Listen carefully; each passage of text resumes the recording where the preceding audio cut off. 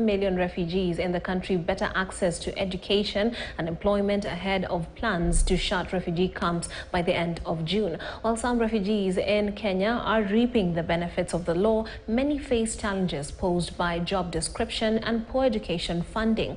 Juma Majanga reports from Nairobi. Ajak is perusing case files on a rainy afternoon in Nairobi. The 28-year-old refugee who grew up at the Kakuma refugee camp in northern Kenya never dreamed he would work one day as an intern advocate at a major law firm. Ajak says, thanks to a new law, getting a job is much easier now for him and 500,000 other refugees in Kenya. You had to obtain a research permit before you start research. You had to obtain an internship permit before you start your internship. All those things now, it means you will not need another additional procedure, but just only your qualifications.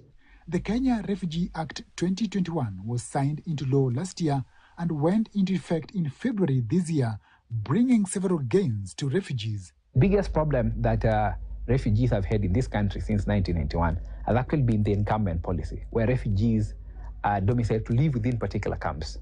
And what we see in the Refugee Act of 2021 is that it moves towards removing that aspect of incumbent.